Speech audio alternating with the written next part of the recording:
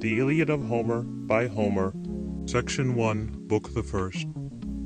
Argument. Apollo, enraged at the insult offered to his priest Chryses, sends a pestilence upon the Greeks. A council is called, and Agamemnon, being compelled to restore the daughter of Chryses, whom he had taken from him, in revenge, deprives Achilles of Hippodamia. Achilles resigns her, but refuses to aid the Greeks in battle, and at his request, his mother, Thetis, petitions Jove to honor her offended son at the expense of the Greeks. Jupiter, despite the opposition of Juno, grants her request. Sing, O goddess, the destructive wrath of Achilles, son of Peleus, which brought countless woes upon the Greeks, and hurled many valiant souls of heroes down to Hades, and made themselves a prey to dogs and to all birds. But the will of Jove was being accomplished, from the time when Atrides, king of men, and noble Achilles, first contending, were disunited. Which, then, of the gods engaged these two in strife, so that they should fight? The son of Latona and Jove, for he, enraged with the king, stirred up an evil pestilence through the army, and the people kept perishing, because the son of Atreus had dishonored the priest Chryses, for he came to the swift ships of the Greeks to ransom his daughter, and bringing invaluable ransoms, having in his hands the fillets of far-darting Apollo on his golden scepter. And he supplicated all the Greeks, but chiefly the two sons of Atreus, the leaders of the people. Ye sons of Atreus, and ye other well-grieved Greeks, to you indeed may the gods, possessing the heavenly dwellings, grant to destroy the city of Priam, and to return home safely. But for me liberate my beloved daughter, and accept the ransoms, reverencing the son of Jove, far-darting Apollo. Upon this, all the other Greeks shouted assent, that the priest should be reverenced, and the splendid ransoms accepted. Yet was it not pleasing in his mind to Agamemnon, son of Atreus, but he dismissed him evilly, and added a harsh mandate.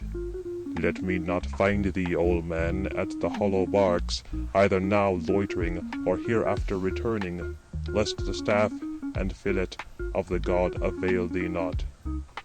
For her I will not set free. Sooner shall old age come upon her, at home in Argos, far away from her native land, employed in offices of the loom, and preparing my bed. But away, irritate me not, that thou mayest return the safer. Thus he spoke, but the old man was afraid, and obeyed the command, and he went in silence along the shore of the loud resounding sea. But then, going apart, the aged man prayed much to King Apollo, whom fair-haired Latona bore. Hear me, god of the silver bow, who art wont to protect Chrysa and divine Scylla, and who mightily rulest over Tenedos, O Smintheus, if ever I have roofed thy graceful temple, or if moreover at any time I have burned to thee the fat thighs of bulls, or of goats, accomplish this entreaty for me. Let the Greeks pay for my tears by thy arrows.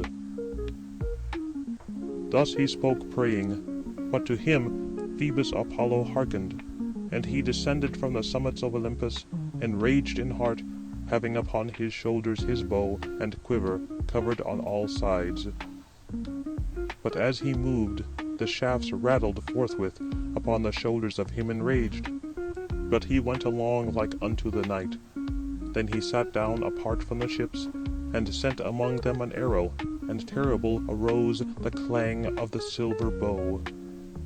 First he attacked the mules and the swift dogs, but afterwards, dispatching a pointed arrow against the Greeks themselves, he smote them, and frequent funeral piles of the dead were continually burning.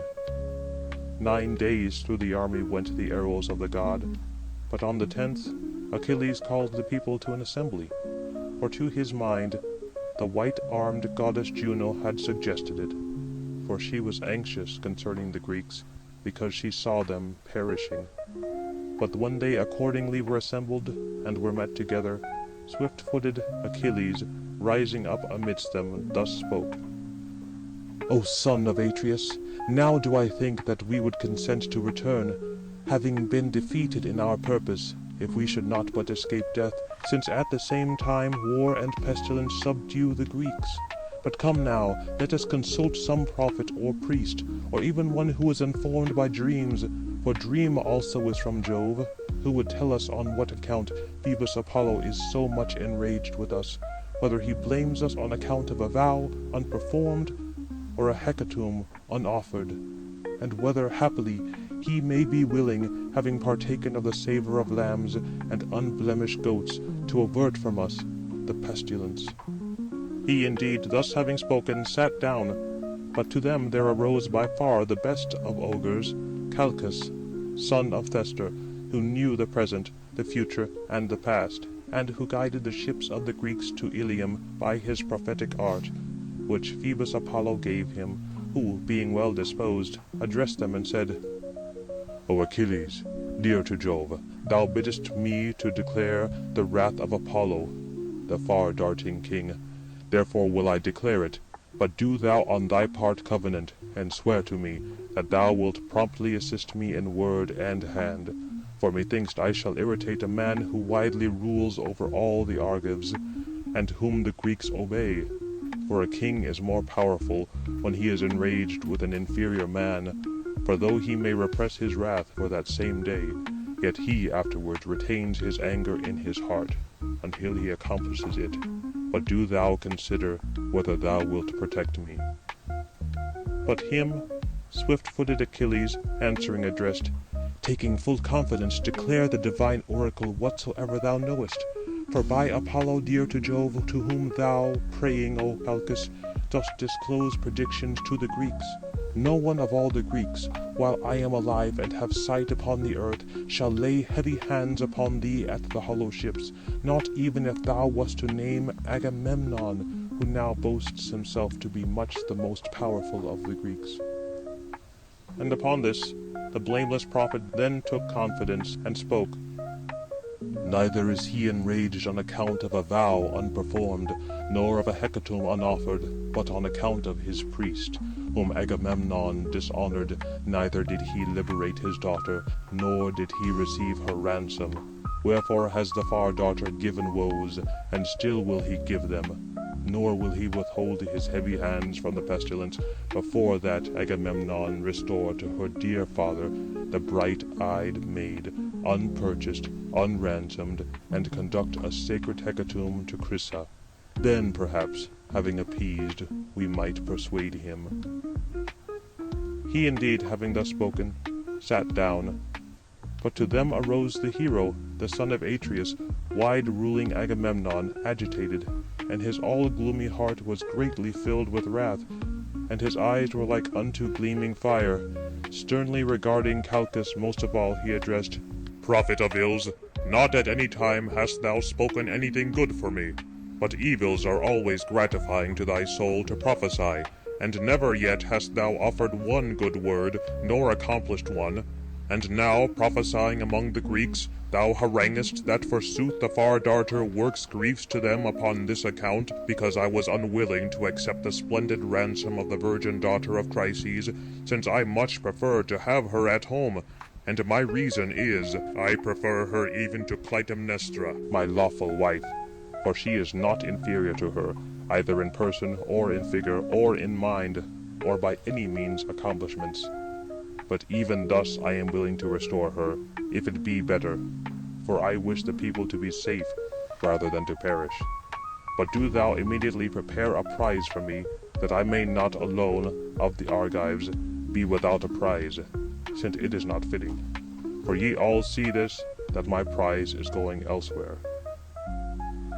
But him swift-footed godlike Achilles then answered: "Most noble son of Atreus, most avaricious of all, for how shall the magnanimous Greeks assign thee a prize? Nor do we know of many common stores laid up anywhere. But what we plundered from the cities, these have been divided, and it is not fitting that the troops should collect these brought together again.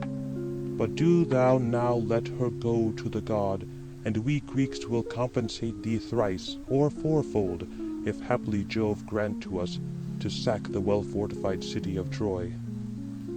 But him answering, King Agamemnon addressed, "Do not thus, excellent thou though be, godlike Achilles, practise deceit in thy mind, since thou shalt not overreach, nor yet persuade me. Dost thou wish that thou thyself mayest have a prize, whilst I sit down idly, wanting one? And dost thou bid me to restore her?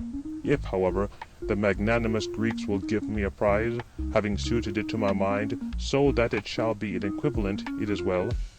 But if they will not give it, then I myself coming will seize your prize, or that of Ajax, or Ulysses, and will bear it away, and he to whom I may come shall have cause for anger. On these things, however, we will consult afterwards.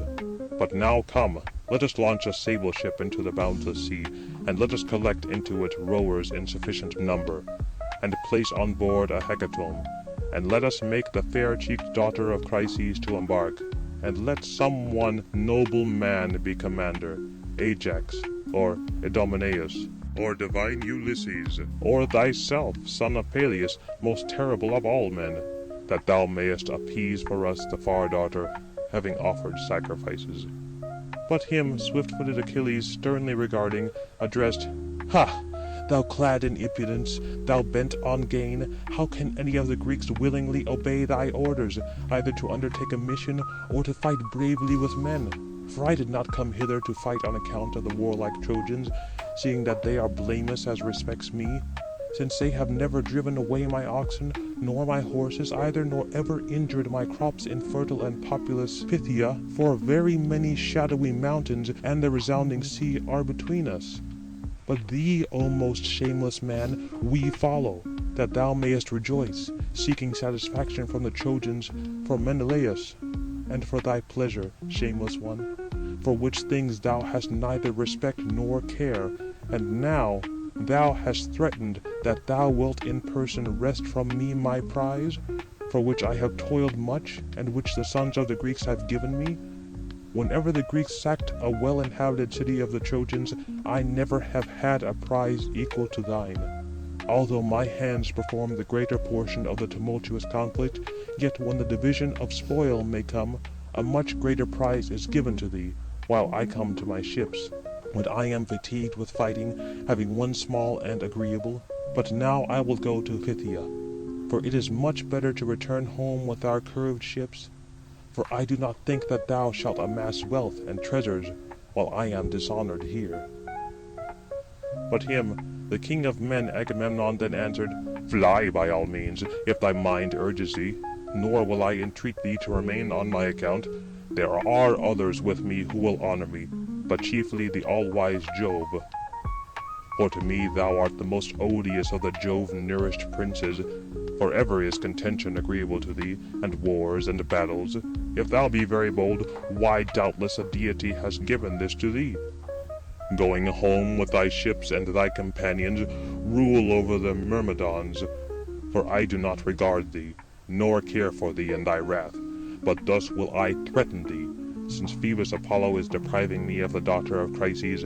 Her indeed I will send, with my own ship, and with my own friends. But I myself, going to thy tent, will lead away the fair-cheeked daughter of Brises, thy prize, that thou mayest well know how much more powerful I am than thou, and that another may dread to pronounce himself equal to me, and to liken himself openly to me." Thus he spake, and grief arose to the son of Peleus, and the heart within, in his hairy breast, was pondering upon two courses, whether, drawing his sharp sword from his thigh, he should dismiss them, and should kill the son of Atreus, or should put a stop to his wrath and restrain his passion. While he was thus pondering in his heart and soul, and was drawing his mighty sword from the scabbard, came Minerva from heaven. From her the white-armed goddess Juno had sent forward, equally loving, and regarding both from her soul. And she stood behind, and caught the son of Peleus by his yellow hair, appearing to him alone, but none of the others beheld her. But Achilles was amazed, and turned himself around, and immediately recognized Pallas Minerva, and awe-inspiring her eyes appeared to him, and addressing her he spoke winged words. "Why, O offspring of aegis-bearing Jove, hast thou come hither? Is it that thou mayest witness the insolence of Agamemnon, the son of Atreus? But I tell thee what I think will be accomplished, that he will probably soon lose his life by his haughtiness." But him in turn the azure-eyed goddess Minerva addressed. "I came from heaven to assuage thy wrath, if thou wilt obey me. For the white-armed goddess Juno sent me forward, equally loving and regarding both from her soul. But come, cease from strife, nor draw the sword with thine hand, but reproach thy words as the occasion may suggest. For thus I declare, and it shall be accomplished, that thrice as many splendid gifts shall be presented to thee, because of this insolent act. Only restrain thyself, and obey us." But her answering, swift-footed Achilles addressed, "It behoves me to observe the command of you, both, O goddess, although much enraged in my soul, for so it is better. Whosoever obeys the gods, to him they hearken propitiously." He spoke, and held still his heavy hand upon the silvery hilt, and thrust back the great sword into the scabbard, nor did he disobey the mandate of Minerva. But she had gone to Olympus, to the mansions of aegis-bearing Jove, amongst the other deities. But the son of Peleus again addressed Atrides with injurious words, nor as yet ceased from anger. "Wine-bibber, having the countenance of a dog, but the heart of a stag, never hast thou at any time dared in soul to arm thyself with the people for war, nor to go to ambuscade with the chiefs of the Greeks. For this always appears to thee to be death. Certainly it is much better through the wide army of the Achaeans to take away the rewards of whoever may speak against thee. A people-devouring king art thou, since thou rulest over fellows of no account. For assuredly, son of Atreus, thou otherwise wouldst have insulted now for the last time. But I will tell thee, and I will further swear a great oath, yea, by this sceptre, which will never bear leaves and branches, nor will bud again, after it has once left its trunk on the mountains, for the axe has lopped it all around of its leaves and bark. But now, the sons of the Greeks, the judges, they who protect the laws received from Jove, bear it in their hands, and this will be a great oath to thee. Surely will a longing desire for Achilles come upon all the sons of the Achaeans at some future day, and thou, although much grieved, wilt be unable to assist them, when many dying shall fall by the hand of man-slaying Hector. Then enraged wilt thou inwardly fret thy soul, that thou didst in no way honor the bravest of the Greeks." Thus spoke the son of Peleus, and he cast upon the earth his sceptre studded with golden nails, and sat down. But on the other hand, the son of Atreus was enraged. Therefore to them arose the sweet-voiced Nestor, the harmonious orator of the Pylians, from whose tongue flowed language sweeter than honey. During his life 2 generations of articulately speaking men had become extinct, who formerly were reared and lived with him in divine Pylus, but he was now ruling over the 3rd, who, wisely counselling, addressed them and said, "O gods, surely a greater sorrow comes upon the Grecian land. Verily Priam would exult, and the sons of Priam and the other Trojans would greatly rejoice in their souls, if they were to hear these things of you twain contending, you who in counsel and in fighting surpass the Greeks. But be persuaded, for ye are both younger than I am. For already in former times I have associated with men braver than you, and they never disdained me.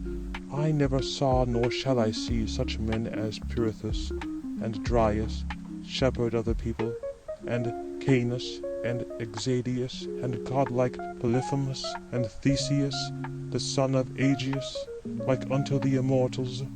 Bravest indeed were they trained up of earthly men, bravest they were, and they fought with the bravest centaurs of the mountain caves, and terribly slew them. With these was I conversant, coming from Pylus, far from the Apian land, for they invited me, and I fought to the best of my power. But with them none of these who now are mortals upon the earth could fight, and even they heard my counsels, and obeyed my words. But do ye also obey, since it is better to be obedient, nor do thou, although being powerful, take away the maid from him, but leave it so, seeing that the sons of the Greeks first gave her as a prize on him. Nor do thou, O son of Peleus, feel inclined to contend against the king, since never yet has any sceptre-bearing king, to whom Jove has given glory, been allotted an equal share of dignity. But though thou be of superior strength, and a goddess mother has given thee birth, yet he is superior in power, inasmuch as he rules more people. Do thou, son of Atreus, repress thine anger, for it is I that entreat thee to forego thy resentment on behalf of Achilles, who is the great bulwark of destructive war to all the Achaeans. But him King Agamemnon answering addressed, Of a truth thou hast said all these things, old man, according to what is right. But this man is desirous to be above all other men. He wishes to have the mastery and lord it over all, and to prescribe to all, with which his desires I think someone will not comply. But if the ever-existing gods have made him a warrior, do they therefore give him the right to utter insults? But him noble Achilles interruptingly answered, Yea, forsooth, I may be called a coward and a man of no worth, if now I yield to thee in everything, whatever thou mayest say. Enjoin these things to other men, for dictate not to me, for I think that I shall no longer obey thee. But another thing will I tell thee, and do thou store it in thy mind. I will not contend with my hands, neither with thee, nor with others, on account of this maid, since ye, the donors, take her away. But of the other effects which I have at my swift black ship, of those thou shalt not remove one, taking them away, I being unwilling. But if thou wilt, come, make trial, that these also may know. Quickly shall thy black blood flow around my lance.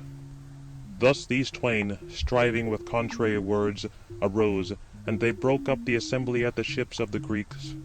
The son of Peleus on his part repaired to his tents and well-proportioned ships, with the son of Menœtius and his companions. But the son of Atreus launched his swift ship into the sea, and selected and put into it 20 rowers, and embarked a hecatomb for the god. And he led the fair daughter of Chryses and placed her on board, and the very wise Ulysses embarked as conductor. They then embarking sailed over the watery paths. But the son of Atreus ordered the armies to purify themselves, and they were purified, and cast forth the ablutions into the sea. And they sacrificed to Apollo perfect hecatombs of bulls and goats, along the shore of the barren sea, and the savour, involved in smoke, ascended to heaven. Thus were they employed in these things through the army, nor did Agamemnon cease from the contention which at first he threatened against Achilles. But he thus addressed Talthybius and Eurybates, who were his heralds and zealous attendants. Going to the tent of Achilles, the son of Peleus, lead away fair Briseis, having taken her by the hand. But if he will not give her, then I myself, coming with great numbers, will take her, and this will be more grievous to him. Thus speaking, he dispatched them, having added a harsh command. But they reluctantly went along the shore of the barren sea, and came to the tents and ships of the Myrmidons, and they found him sitting at his tent and his black ship. Nor did Achilles, seeing them, rejoice. But they, confused, and reverencing the king, stood still, nor addressed him at all, nor spoke their bidding. But he perceived it in his mind, and said, Hail, heralds, messenger of Jove, and also of men, come near. For ye are not blamable to me in the least, but Agamemnon, who has sent you on account of the maid Briseis. However, come, noble Patroclus, lead forth the maid, and give her to them to conduct. But let these be witnesses of the insult offered me, both before the blessed God, and before mortal men, and before the merciless king. But if ever again there shall be need of me to avert unseemly destruction from the rest, appeal to me shall be in vain. For surely he rages with an infatuated mind, nor knows at all how to view the future and the past, in order that the Greeks may fight in safety at their ships." Thus he spake, and Patroclus obeyed his dear companion, and led forth fair-cheeked Briseis from the tent, and gave her to them to conduct. And they returned along by the ships of the Greeks, but the woman went with them reluctantly, whilst Achilles, weeping, immediately sat down, removed apart from his companions, upon the shore of the hoary sea, gazing on the darkling main. And much he besought his dear mother, stretching forth his hands. "O mother, since thou hast borne me to be but short-lived, at least then ought high-thundering Olympian Jove to have vouchsafed honour to me. But now he has not honoured me ever so little, for the son of Atreus wide-ruling Agamemnon has dishonoured me. For he, taking away my prize, possesses it, himself having wrested it from me." Thus he spoke, weeping. But to him his venerable mother hearkened, sitting in the depths of the ocean beside her aged sire, and immediately she rose up from the hoary deep, like a mist, and then she sat before him weeping, and soothed him with her hand, and addressed him, and spoke aloud. "Son, why weepest thou, on account of what has grief come upon thy mind? Declare it, nor hide it in thy soul, that we both may know it." But her, sighing deeply, swift-footed Achilles addressed, "Thou knowest, why should I tell all these things to thee, already knowing them? We went against Thebe, the sacred city of Eetion, and this we plundered, and brought hither all the spoil. And these things indeed the sons of the Greeks fairly divided among themselves, and selected for Agamemnon the fair-cheeked daughter of Chryses.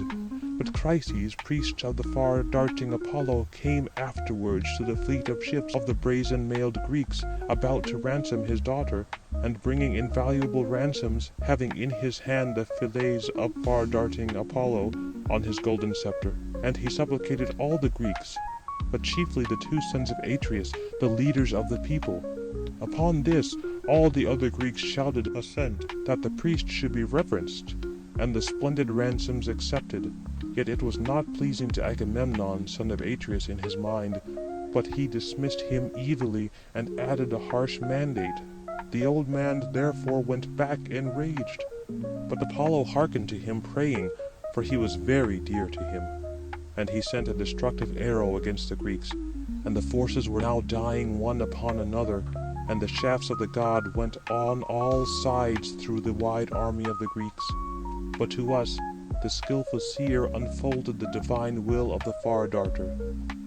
Straightway I first exhorted that we should appease the god, but then rage seized upon the son of Atreus, and instantly rising, he uttered a threatening speech, which is now accomplished. For the rolling-eyed Greeks attend her to Chrysa with a swift bark, and bring presents to the king. But the heralds have just now gone from my tent, conducting the virgin daughter of Briseis, whom the sons of the Greeks gave to me. But do thou, if thou art able, aid thy son. Going to Olympus, supplicate Jove, if ever thou didst delight the heart of Jove, as to anything, by word or deed. For I frequently heard thee boasting in the palaces of my sire, when thou saidst that thou alone, amongst the immortals, didst avert unworthy destruction from the cloud-collecting son of Saturn, when the other Olympian inhabitants, Juno and Neptune, and Pallas Minerva, wished to bind him. But thou, O goddess, having approached, freed him from his chains, having quickly summoned to lofty Olympus the 100-handed, whom the gods call Briareus, and all men Aegeon, because he was superior to his father in strength, who then sat by the son of Saturn exulting in renown. Him then the blessed gods dreaded, nor did they bind Jove. Of these things now reminding him, sit beside him, and embrace his knees, if in any wise he may consent to aid the Trojans, and hem in at their ships, and along the sea, the Greeks while they get slaughtered, that all may enjoy their king, and that the son of Atreus, wide-ruling Agamemnon, may know his baleful folly, when he in no wise honoured the bravest of the Greeks. But him Thetis then answered, shedding down a tear, Alas, my son, wherefore have I reared thee? having brought thee forth in an evil hour. Would that thou wert seated at the ships tearless and uninjured, for thy destined life is but for a very short period, nor very long. But now art thou both swift-fated and wretched above all mortals. Therefore I have brought thee forth in my palace under an evil fate. However, to tell thy words to thunder-delighting Jove, I myself will go to snow-clad Olympus, if by chance he will be persuaded. But do thou, now sitting at the swift ships, wage resentments against the Greeks, and totally abstain from war. For yesterday Jove went to Oceanus, to the blameless Ethiopians, to a banquet, and with him went all the gods. But on the 12th day he will return to Olympus, and then will I go to the brazen-floored palace of Jove, and suppliantly embrace his knees, and I think that he will be persuaded." Thus having said, she departed, and left him there wrathful in his soul for his well-girded maid, whom they had taken from him against his will. But Ulysses meantime came to Chrysa, bringing the sacred hecatomb. But they, when they had entered the deep haven, first furled their sails, and stowed them in a sable bark. They next brought the mast to its receptacle, lowering it quickly by its stays, and then rowed the vessel forwards with oars into its moorage. They heaved out the sleepers, and tied the hawsers. They themselves then went forth on the breakers of the sea, and disembarked the hecatomb to far-darting Apollo, and then they made the daughter of Chryses descend from the sea-traversing bark. Then wise Ulysses, leading her to the altar, placed her in the hands of her dear father, and addressed him: "O Chryses, Agamemnon, king of men, sent me forth to conduct to thee thy daughter, and to sacrifice a sacred hecatomb to Phoebus for the Greeks, that we may appease the king, who now has sent evils fraught with groanings upon the Argives." Thus having spoken, he placed her in his hands. But he, rejoicing, received his beloved daughter. Then they immediately placed in order the splendid hecatomb for the god around the well-built altar. After that they washed their hands, and held up the pounded barley. But for them, Chryses, uplifting his hands, prayed with a loud voice: "Hear me, O thou of the silver bow, who art wont to protect Chrysa and divine Scylla, and who mightily rulest over Tenedos. Already indeed at a former time didst thou hear me praying, and didst honour me, and didst very much afflict the people of the Greeks. Now also accomplish for me this further request. Even now avert from the Greeks this unseemly pestilence."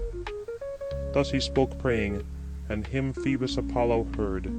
But after they had prayed and sprinkled the pounded barley, they first bent back the neck of the victims, killed them, and flayed them, and cut out the thighs, and wrapped them round with the fat, having arranged it in double folds, then laid the raw flesh upon them. Then the old man burned them on billets, and poured sparkling wine upon them, and near him the youths held 5-pronged spits in their hands. But after the thighs were roasted, and they had tasted the entrails, they then cut the rest of them into small pieces, and fixed them on spits, and roasted them skilfully, and drew all the viands off the spits. But when they had ceased from their labour, and had prepared the banquet, they feasted, nor did their soul in any wise lack a due allowance of the feast.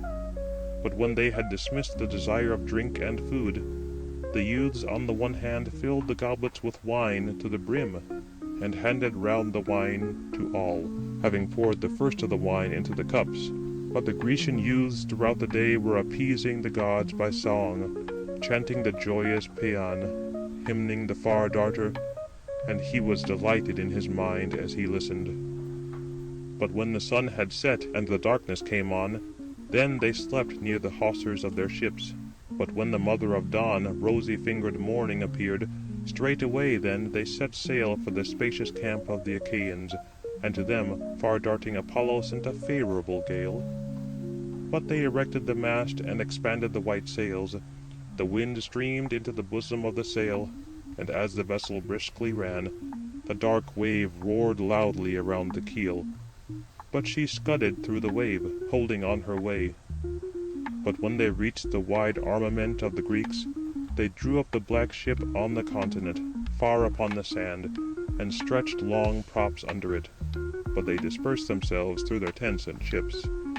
But the Jove-sprung son of Peleus, swift-footed Achilles, continued his wrath, sitting at his swift ships, nor ever did he frequent the assembly of noble heroes, nor the fight, but he pined away his dear heart, remaining there, although he longed for the din and the battle. Now when the 12th morning from that time arose, then indeed all the gods who are forever went together to Olympus, but Jupiter preceded. But Thetis was not forgetful of the charges of her son, but she emerged from the wave of the sea, and at dawn ascended lofty heaven and Olympus.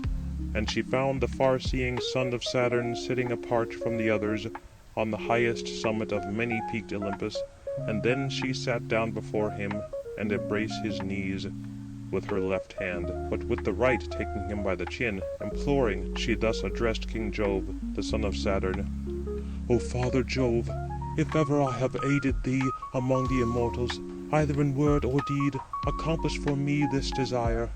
Honor my son, who is the most short-lived of others, for now indeed Agamemnon, the king of men, has disgraced him, for he possesses his prize, he himself having borne it away. Do thou at least, Olympian Jove, all-counselling, honor him, and so long grant victory to the Trojans, until the Greeks shall reverence my son, and shall advance him in honor." Thus she spoke, but cloud-compelling Jove answered her nothing, but sat silent for a long time. And as Thetis seized his knees, fast clinging she held them, and thus again entreated: "Do but now promise to me explicitly, and grant or refuse, for in thee there is no dread, that I may well know how far I am the most dishonoured goddess amongst all." But her cloud-compelling Jove, deeply moved, addressed: "Truly now this will be a grievous matter, since thou wilt cause me to give offence to Juno, when she shall irritate me with reproachful words. For even without reason she is perpetually chiding me amongst the immortal gods, and also says that I aid the Trojans in battle. But do thou on thy part now depart, lest Juno behold thee.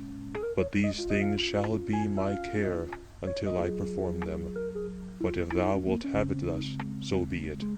I will nod to thee with my head, that thou mayest feel confidence. For this from me is the greatest pledge among the immortals. For my pledge, even whatsoever I shall sanction by nod, is not to be retracted, neither fallacious nor unfulfilled." The son of Saturn spoke, and nodded thereupon with his dark eyebrows. And then the ambrosial locks of the king were shaken over him from his immortal head, and he made mighty Olympus tremble. Thus having conferred, they separated. She at once plunged from splendid Olympus into the profound sea, but Jove on the other hand returned to his palace. But all the gods rose up together from their seats to meet their sire, nor did any dare to await him approaching, but all rose in his presence. Thus indeed he sat there on his throne, nor was Juno unconscious, having seen that silver-footed Thetis, the daughter of the marine old man, had joined in deliberation with him. Forthwith with reproaches she accosted Saturnian Jove: "Which of the gods again, O deceitful one, has been concerting measures with thee? Ever is it agreeable to thee, being apart from me, plotting secret things to decide thereon? Nor hast thou ever yet deigned willingly to tell me one word of what thou dost meditate." To her then replied the father of men and gods: "O Juno, build up no hopes of knowing all my counsels. Difficult would they be for thee, although thou art my consort. But whatever it may be fit for thee to hear, none then either of gods or men shall know it before thee. But whatever I wish to consider apart from the gods, do thou neither inquire into any of these things, nor investigate them." But him the large-eyed venerable Juno then answered: "Most dread son of Saturn, what a word hast thou spoken! Hereto have I ever questioned thee much, nor pried into thy secrets. But thou mayest very quietly deliberate on those things which thou desirest. But at present I greatly fear in my soul lest silver-footed Thetis, the daughter of the marine old man, may have influenced thee. For at dawn she sat by thee and embraced thy knees. To her I suspect thou didst plainly promise that thou wouldest honour Achilles, and destroy many at the ships of the Greeks." But her answering, cloud-compelling Jove addressed, "Perverse one, thou art always suspecting, nor do I escape thee. Nevertheless thou shalt produce no effect at all, but thou shalt be farther from my heart, and this will be more bitter to thee. But granted this be so, it appears to be my pleasure. But sit down in peace, and obey my mandate, lest as many deities as are in Olympus avail thee not against me, I drawing near, when I shall lay my resistless hands upon thee." Thus he spoke, but venerable, large-eyed Juno feared, and sat down silent, having bent her heart to submission. But the heavenly gods murmured throughout the palace of Jove, and the renowned artificer, Vulcan, began to harangue them, doing kind offices to his beloved mother, white-armed Juno. "Truly now these will be grievous matters, and no longer tolerable, if ye twain contend thus on account of mortals, and excite uproar among the deities. Nor will there be any enjoyment in the delightful banquet, since the worst things prevail. But to my mother I advise, she herself being intelligent, to gratify my dear father Jove, lest my sire may again reprove her, and disturb our banquet. For if the Olympian Thunderer wishes to hurl us from our seats, for he is much the most powerful, but do thou soothe him with gentle words, then will the Olympian king straightway be propitious to us." Thus then he spoke, and rising, he placed the double cup in the hand of his dear mother, and addressed her, "Be patient, my mother, and restrain thyself, although grieved, lest with my own eyes I behold thee beaten, being very dear to me. Nor then indeed should I be able, though full of grief, to assist thee, for Olympian Jove is difficult to be opposed.